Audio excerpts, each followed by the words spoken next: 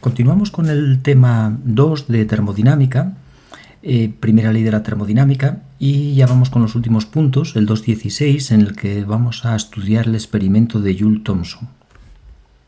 En el punto anterior, 2.15, estudiamos la expansión en el vacío de Joule, el experimento de Joule, y ahora vamos a ver el experimento de Joule-Thomson, que consiste en el estrangulamiento de un gas al pasar a través de un tabique poroso.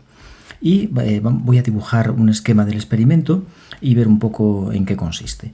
Tenemos un cilindro que vamos a aislar térmicamente, es decir, es un experimento adiabático, y este cilindro tiene en su interior un tabique poroso.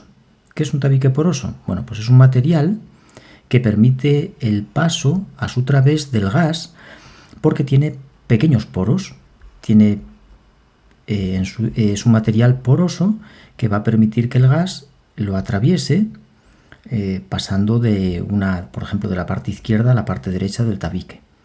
Vamos a poner el gas en la parte izquierda, vamos a situar aquí un pistón y aquí vamos a tener el gas, que va a estar en unas condiciones de temperatura, por ejemplo, T1 y una presión P1.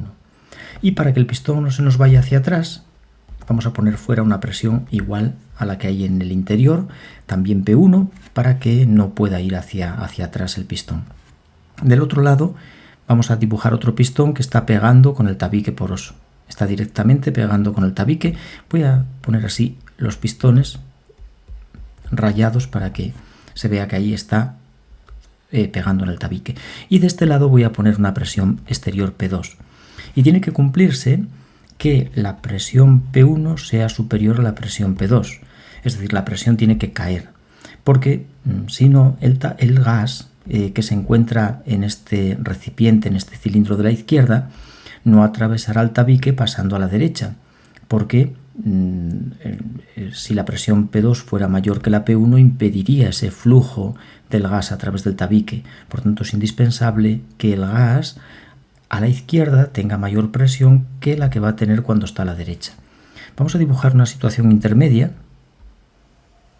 Estas paredes también son aislantes térmicas, es decir, es un experimento adiabático que no intercambia calor con el entorno.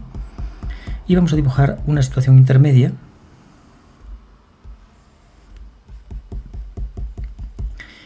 de nuevo dibujamos el tabique en el medio, tabique con poros que el gas puede atravesar, y este pistón del lado izquierdo se ha movido hacia la derecha, impulsando a través del tabique parte del gas. Aquí tengo una presión P1, aquí el gas seguirá a presión P1, y este pistón de la derecha se ha desplazado un poco hacia la derecha, recogiendo ese gas que va atravesando el tabique. Como fuera una presión P2, el gas lo recoge a presión P2 también. Esta sería la situación intermedia que vamos a tener. Y al final, ¿qué pasará cuando termine el estrangulamiento del gas a través del tabique? Bueno, pues que todo el gas habrá pasado al lado derecho. Tenemos aquí de nuevo el tabique. Este pistón de la izquierda termina pegando contra el tabique, de manera que a la izquierda ya no tengo gas, presión exterior P1, y el pistón de la derecha se ha movido hacia la derecha, recogiendo todo el gas que ha pasado a través de ese tabique, que va a estar aquí en unas condiciones de presión P2, que es la presión exterior que hemos puesto, y la temperatura del gas no tiene por qué seguir siendo la temperatura T1 que tenía al principio, sino que puede cambiar. Y ahí podemos tener una temperatura diferente, mayor o menor que la que tenía el gas cuando estaba contenido en el pistón de la izquierda del tabique. Bien, y vamos a ver, aplicar la termodinámica a este proceso de estrangulamiento del gas a través del tabique poroso. Voy a aplicar el primer principio de la termodinámica, cambio de energía interna igual a calor intercambiado más trabajo realizado. No tenemos calor intercambiado porque es un proceso adiabático. Por tanto, de este primer principio se deduce que el cambio de energía interna tiene que ser igual al trabajo realizado. Bien, el cambio de energía interna, como la energía interna es una función de estado, pues el cambio de energía interna es energía interna que tiene al final, aquí, tenemos una energía interna U2. Al principio el gas tenía una energía interna U1, por tanto el cambio de energía interna va a ser U2 menos U1, energía interna que tiene el gas al final, después de estrangularlo, menos la energía interna que tenía al principio. Y esto va a ser igual al trabajo que se realiza.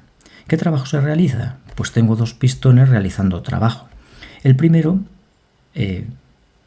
el pistón de la izquierda, pues se va a desplazar hacia el tabique, impulsando el gas hacia el otro lado del tabique, poroso.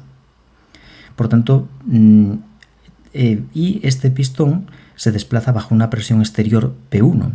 El trabajo es menos presión exterior por cambio de volumen. Por tanto, el trabajo que realiza ese pistón va a ser menos la presión exterior, que es P1, por la variación de volumen que produce, que es volumen final, 0, porque el pistón queda pegando contra el tabique, menos el volumen que tenía inicialmente, que vamos a llamar V1, el volumen que ocupa el gas aquí inicialmente. Así que el trabajo que realiza el pistón de la izquierda es la P exterior, que es P1, por el cambio de volumen, V2, que es 0, menos V1.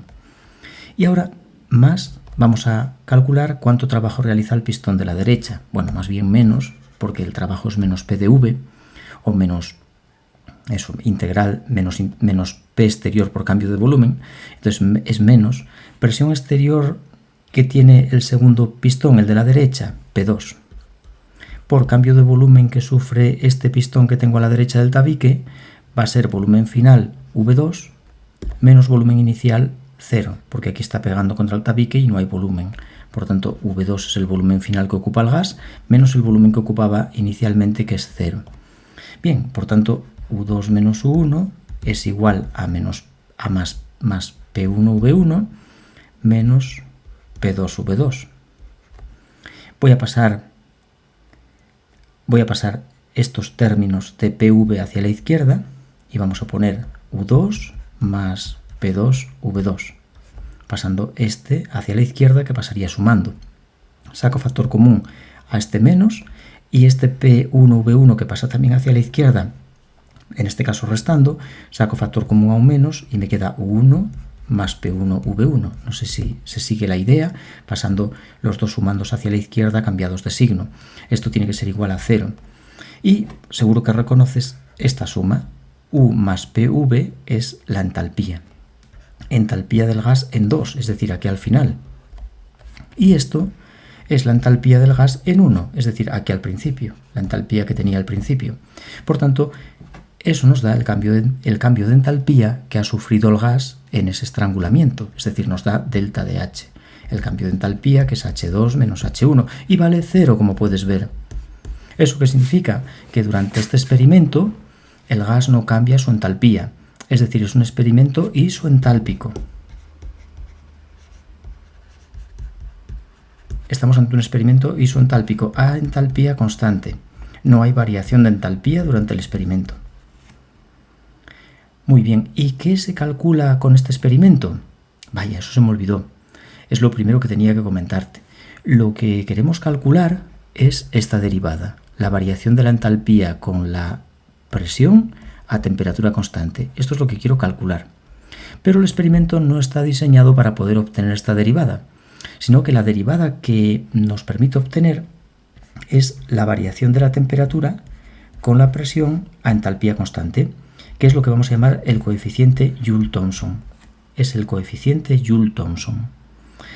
¿Por qué el experimento nos calcula fácilmente esta derivada?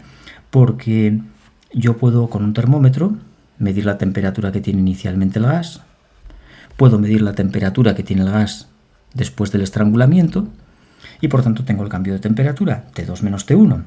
Es decir, esta derivada la calcularía como la variación de temperatura, que es solo medir la temperatura que tiene el gas del lado izquierdo y del lado derecho del tabique. Y lo cambio por la variación lo divido por la variación de presión. La variación de presión, ¿cuánto vale? Pues es P2 menos P1.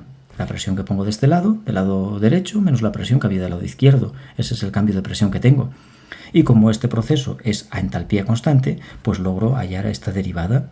Y claro, te estarás preguntando, hombre, pero esta derivada no es la que me acabas de prometer aquí arriba. Aquí arriba me has prometido la de la entalpía con la presión a T constante y aquí me quieres calcular la de la temperatura con la presión a entalpía constante. ¿Qué es esto? Bueno, pues no hay que preocuparse porque igual que hicimos en el apartado anterior con Joule, estas dos derivadas me las relaciona la regla del -1. Y obteniendo este coeficiente Joule-Thomson puedo calcular esta derivada de arriba. No hay problema en lograr eso. Bien, entonces antes de nada voy a borrar esto y te voy a comentar cómo se representa una isoentálpica. Este experimento, como es isoentálpico, pues los resultados del mismo se dan en forma gráfica y se conocen como curvas isoentálpicas porque son curvas, obtenemos curvas de entalpía constante. Entonces vamos a hacer primero el diagrama, temperatura frente a presión. T frente a P. Y vamos a empezar un experimento de Joule-Thomson en el que voy a poner del lado izquierdo un gas a una temperatura T1 y una presión P1. Y ese punto lo voy a representar en el diagrama. Va a estar, por ejemplo, representado aquí. Este es un punto de temperatura T1 y presión. Bueno, voy a poner primero la presión P1, temperatura T1. P1, T1. Es lo que llamamos el punto de entrada. Es el punto de entrada. Son las condiciones en las que ponemos el gas inicialmente del lado izquierdo del tabique. Ahora vamos moviendo lentamente el pistón hacia la derecha. El mover lentamente el pistón a la derecha es para que el gas tenga tiempo a pasar a través del tabique y la presión del gas no cambie del valor P1, que sea constante en valor P1. Si movemos el pistón muy rápido, hacemos que aquí se eleve la presión y entonces no mantengo la presión constante en P1 y el experimento falla. Y igual que del otro lado también el pistón debe moverse lentamente para que siempre dentro de este cilindro la presión sea constante igual a P2. Por eso debe haber movimiento lento de los pistones, lo cual no implica reversibilidad ni mucho menos, es un experimento irreversible, pero requiere de ese movimiento lento de los pistones. Bien, estrangulamos y llegamos a estas condiciones en las que el gas ha cambiado la presión, ha bajado a P2 la presión, que ya sabes es menor, y la temperatura ha cambiado a T2, que no sé, puede ser mayor o menor que la T1, pero ha cambiado. Imagina que ese punto esté situado aquí. Punto P2, T2. Lo llamamos el punto de salida. La presión menor que la P1. Observa que la P1 está situada aquí y la presión P2 la he puesto más pequeña. P2 tiene que ser más baja que P1 para que pueda el gas pasar hacia la derecha. ¿Estos puntos qué tienen en común? Pues la misma entalpía, porque el estrangulamiento es isoentálpico. H1 es igual a H2, o la diferencia H2 menos H1 es 0, lo que es lo mismo que H1 igual a H2. Por tanto, estos puntos están sobre la misma, o mejor dicho, tienen la misma entalpía. Es decir, que podría trazar por ellos una curva y es una curva de puntos con idéntica entalpía o isoentálpica. Bien, vamos a conseguir un tercer punto. ¿Cómo se consiguen más puntos de la isoentálpica? Bueno, vuelvo a poner el gas en las mismas condiciones de entrada. Mantengo el punto de entrada, pero cambio la presión P2 de salida, la cambio por otra presión, por ejemplo P2'. Una presión más baja todavía, por ejemplo situada por aquí, la presión P2'. Estrangulamos contra esa presión P2' y obtenemos aquí un gas a una presión P2' y una temperatura T2'. Como he cambiado la presión a la salida, me cambia la temperatura también. Imagina, por ejemplo, que la temperatura sigue aumentando un poco y el punto es este, el punto P2', T2'. Si volvemos a repetir todo, poniendo el gas de nuevo en las mismas condiciones de entrada y cambiando esta presión P2' a P2 segunda, pues obtendré una nueva temperatura T2 segunda que me dará otro punto, que podría estar a lo mejor por aquí. De manera que esos puntos, si ahora los uno, pues tengo una isoentálpica. Consigo la curva isoentálpica. Curva de entalpía constante. La entalpía no nos cambia a lo largo de esa curva. Bien, ahora podemos cambiar las condiciones de entrada. Imagina que en vez de un gas a temperatura T1P1, pues ponemos otras condiciones. T1', P1'. Entonces tenemos otro punto de entrada, no sé, por ejemplo, por aquí, que podría ser T1', bueno, P1', T1', otro punto de entrada, P1', T1'. Estrangulamos y obtenemos un punto de salida, que lo representamos. Volvemos a estrangular cambiando la presión de salida por otra y obtenemos otro punto de salida. Y así sucesivamente. De esa forma obtenemos una segunda isoentálpica, otra curva que se caracteriza por tener todos sus puntos con igual entalpía. Pero lógicamente la entalpía de esta curva es diferente de la de arriba porque hemos tomado otro punto de entrada diferente. De esta manera se pueden dibujar diferentes isoentálpicas, diferentes curvas isoentálpicas. Todas ellas se caracterizan por tener el mismo punto de entrada y diferentes puntos de salida. Hay una magnitud muy interesante que es el máximo de estas curvas. Estas curvas presentan un máximo. Hay un máximo en ellas, en todas ellas, un máximo. Esa temperatura se conoce como la temperatura de inversión. Es la temperatura del máximo de las isoentálpicas. Y si unimos esa temperatura de inversión por una curva, obtenemos la línea de inversión. Es la línea que contiene los máximos de las isoentálpicas. Vaya, me ha quedado pésima, entonces voy a dibujarla aquí. La línea de inversión en el diagrama TP.